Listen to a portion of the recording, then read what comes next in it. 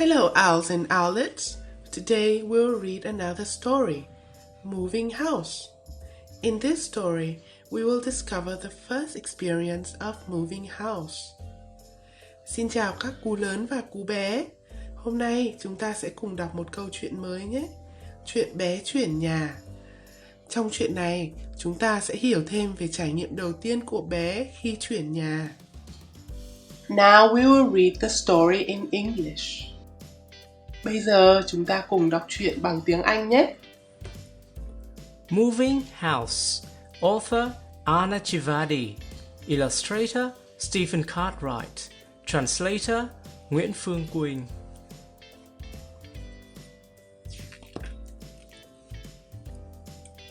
This is a Spark family. Mr. Spark, Mrs. Spark, Sam Spark, Sophie Spark, and Patch, the dog. Sam is 7 and Sophie is 5. They are moving into a new house very soon. Peter the rabbit can come too, can't he? Asks Sam. The Sparks have sold their old house to Mr. and Mrs. Potts. The Potts have come to measure the rooms. Do you want to try my roller skates? Sophie asked Perry Potts. Little Posy plays with the dog.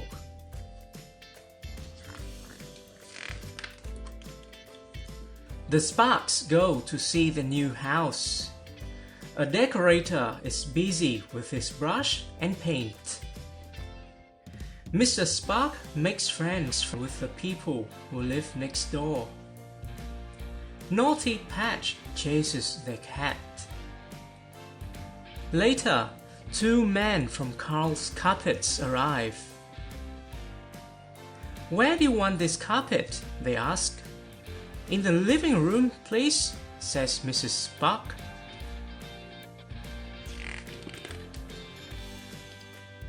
The Sparks pack up their old house. It takes days and days to sort everything out. Mrs. Spark wraps plates and bowls in paper. Mr. Spark packs books into big boxes. Sam helps to pack his things too. Have you seen my rocket? He asks. I want to play, not pack, says Sophie. Look at my hat.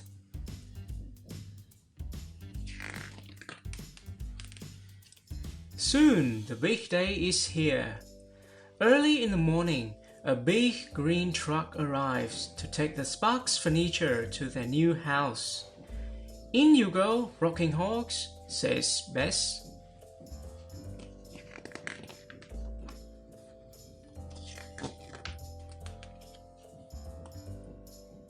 Rocking Hogs.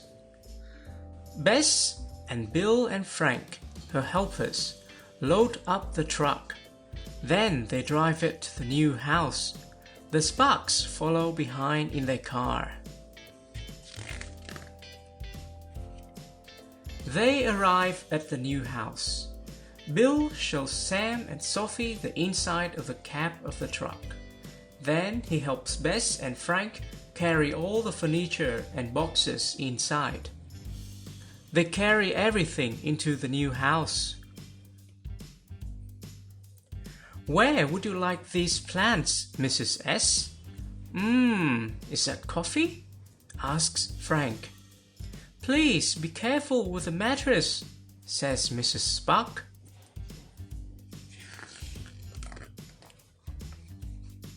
This is Sophie's new bedroom. Dad helps Sophie get ready. He puts up the curtains. Hey, Sophie, your bed is for sleeping in, not bouncing on, says Dad. Sam has his own room too. Where would you like this picture? Asks his mother. Broom, says Sam. He's too busy playing with his toy truck to hear her. In the afternoon, the Sparks go for a walk down the new street. There are lots of people to meet. Sam rides his bicycle with Sally, who lives across the street. Are those letters for us? Asks Mrs. Spark. Mrs. Tobbit from next door gives Mr. Spark a big chocolate cake to welcome them. Even Patch the dog makes a new friend.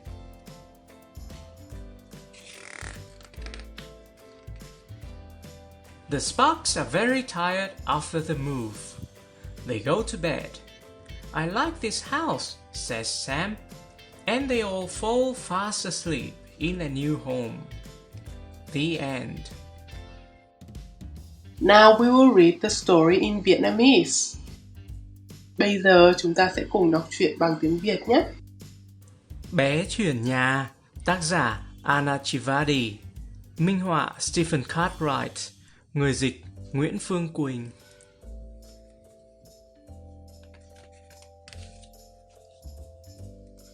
Đây là gia đình cô chú Spark.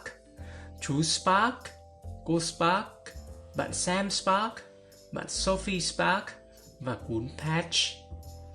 Sam 7 tuổi, còn Sophie mới lên 5. Các bạn ấy sắp chuyển đến một ngôi nhà mới. Thỏ Peter cũng chuyển nhà cùng mình đúng không ạ? Sam hỏi. Cô chú Spark vừa bán lại ngôi nhà cũ cho cô chú Pot. Gia đình cô chú Pot đến đo đạc những căn phòng. Bạn có muốn đi thử giày trượt patin của tớ không? Sophie mời Perry Pot.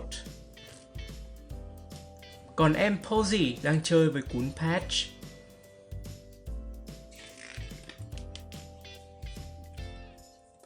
Gia đình cô chú Spark đến xem nhà mới. Chú thợ đang mải miết với chổi quét và sơn. Chú Spark chào hỏi những người hàng xóm. Cún Patch tinh nghịch đuổi theo mèo của họ. Lát sau, 2 nhân viên nam từ hãng thảm Carl tới. Bà muốn trải thảm này ở đâu ạ? Họ cất tiếng hỏi. Trải trong phòng khách giùm tôi, cô Spark trả lời.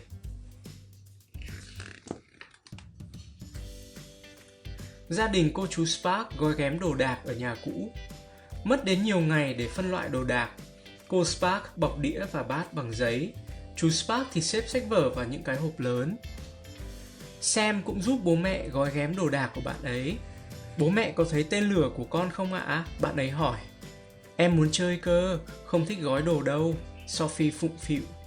Nhìn mũ của em này. Chẳng lâu sau, ngày trọng đại đã đến. Mới sáng sớm, một chiếc xe tải lớn màu xanh lá cây đã đến chuyển đồ đạc nhà cô chú Spark tới ngôi nhà mới. Đi thôi nào, ngựa gỗ bập bênh ơi, cô Bess hô vang.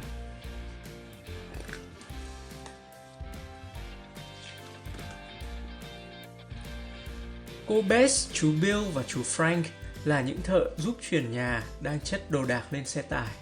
Sau đó, các cô chú ấy lái xe đến nhà mới. Gia đình cô chú Spark lái ô tô theo sau.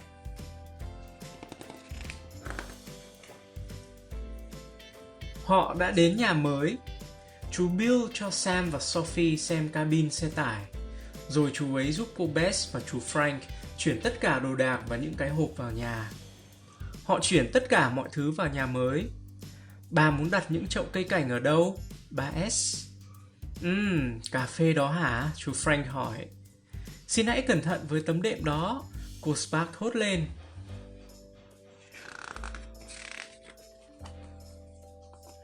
Đây là phòng ngủ mới của Sophie. Bố giúp Sophie sắp xếp căn phòng. Bố treo rèm lên. Này Sophie ơi, giường là để ngủ, không phải để nhảy vậy đâu con, bố nhắc nhở. Sam cũng có phòng riêng. Con muốn treo tranh ở đâu nào? Mẹ bạn ấy hỏi. Broom, Sam hô. Bạn ấy mải chơi xe tải đồ chơi quá nên không nghe thấy mẹ hỏi.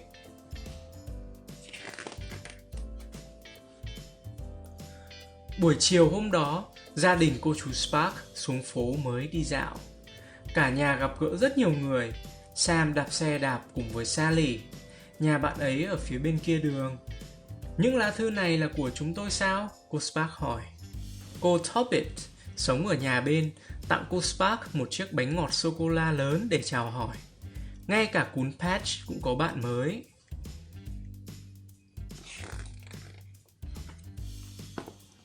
Gia đình cô chú Spark đã thấm mệt sau khi chuyển nhà.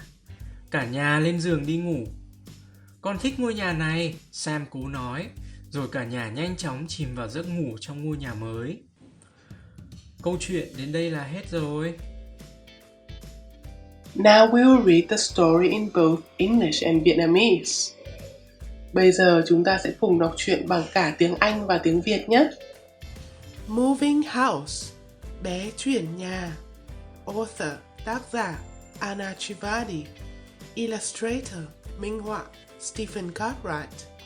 Translator, người dịch Nguyễn Phương Quỳnh.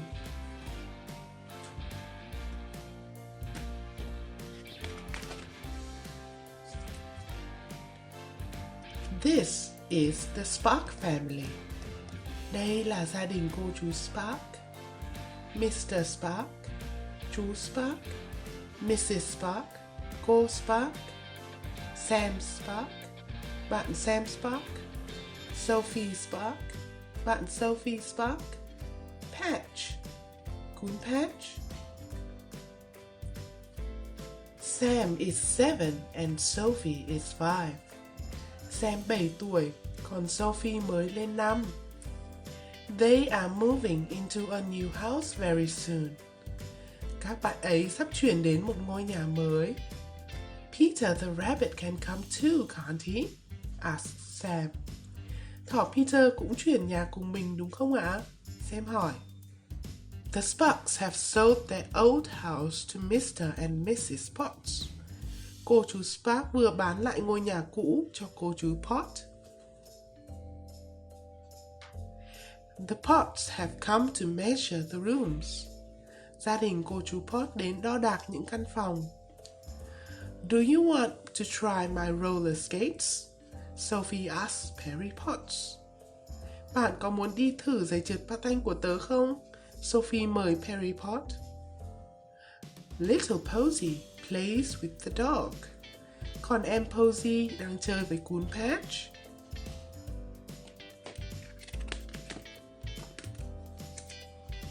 The Sparks go to see their new house. Gia đình cô chú Spark đến xem nhà mới.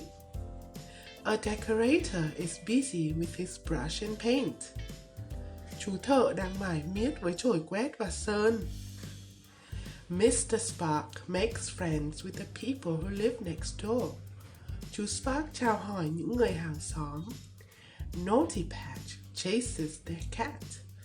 Cún Patch tinh nghịch đuổi theo mèo của họ. Later, two men from Carl's Carpets arrive. Lát sau, 2 nhân viên nam từ hãng thảm Carl tới. Where do you want this carpet? They ask. Bà muốn trải thảm này ở đâu ạ? Họ cất tiếng. In the living room, please, says Mrs. Spark. Trải trong phòng khách giùm tôi, cô Spark trả lời.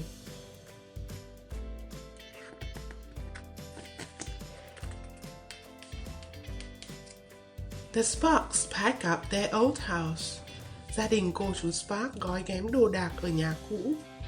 It takes days and days to sort everything out. Mất đến nhiều ngày để phân loại đồ đạc. Mrs. Spark wraps plates and bowls in paper. Cô Spark bọc đĩa và bát bằng giấy. Mr. Spark packs books into big boxes. Chú Spark thì xếp sách vở vào những cái hộp lớn. Sam helps to pack his things too. Sam cũng giúp bố mẹ gói ghém đồ đạc của bạn ấy. Have you seen my rocket? He asks. Bố mẹ có thấy tên lửa của con không ạ? Bạn ấy hỏi. I want to play, not pack, says Sophie. Em muốn chơi cơ, không thích gói đồ đâu. Sophie phụng phịu. Look at my hat. Nhìn mũ của em này.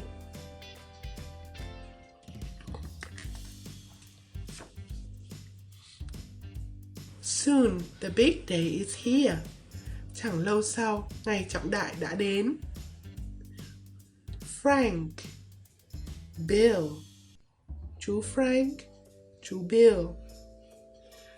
Early in the morning, a big green truck arrives to take the Sparks furniture to their new house. Mới sáng sớm, một chiếc xe tải lớn màu xanh lá cây đã đến chuyển đồ đạc nhà cô chú Spark tới ngôi nhà mới. In you go, rocking horse.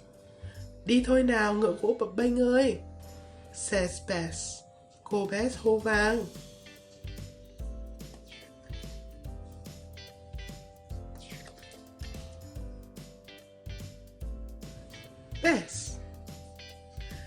Bess and Bill and Frank, her helpers, load up the truck. Cô Bess, chú Bill và chú Frank là những thợ giúp chuyển nhà, đặt chất đồ đạc lên xe tải. Then they drive it to the new house. Sau đó các cô chú lái xe đến nhà mới. The Sparks follow behind in their car. Gia đình cô chú Spark lái ô tô theo sau.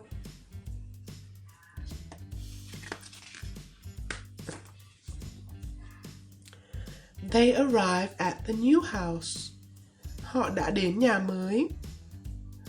Bill shows Sam and Sophie the inside of the cab of the truck. Chú Bill cho Sam và Sophie xem cabin xe tải. Then he helps Bess and Frank carry all the furniture and boxes inside. Rồi chú ấy giúp cô Bess và chú Frank chuyển tất cả đồ đạc và những cái hộp vào nhà. They carry everything into the new house. Họ chuyển tất cả mọi thứ vào nhà mới. Where would you like these plants, Mrs. S? Bà muốn đặt những chậu cây cảnh ở đâu bà S? Is that coffee? Asked Frank. Cà phê đó hả? Chú Frank hỏi. Please be careful with the mattress, says Mrs. Spark. Xin hãy cẩn thận với tấm đệm đó, cô Spark thốt lên.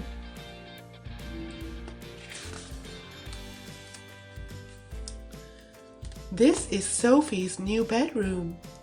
Đây là phòng ngủ mới của Sophie. Dad helps Sophie get it ready. Bố giúp Sophie sắp xếp căn phòng. He puts up the curtains. Bố treo rèm lên. Hey Sophie, your bed is for sleeping in, not bouncing on, says Dad.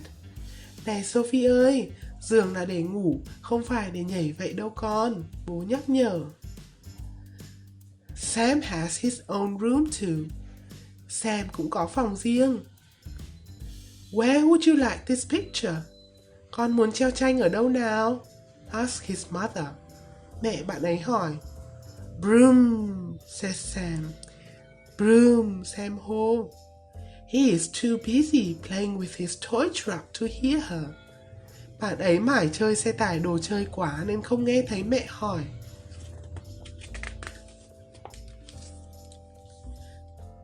In the afternoon, the Sparks go for a walk down their new street. Buổi chiều hôm đó, gia đình cô chú Sparks xuống phố mới đi dạo. There are lots of people to meet. Cả nhà gặp gỡ rất nhiều người. Sam rides his bicycle with Sally, who lives across the street. Sam đạp xe cùng với Sally, nhà bạn ấy ở phía bên kia đường. Are those letters for us? Asked Mrs. Spark. Những lá thư này là của chúng tôi sao? Cô Spark hỏi. Mrs. Tobit from next door gives Mr. Spark a big chocolate cake to welcome them. Cô Tobit sống ở nhà bên, tặng cô Spark một chiếc bánh ngọt sô-cô-la lớn để chào hỏi. Even Patch the dog makes a new friend. Ngay cả cún Patch cũng có bạn mới.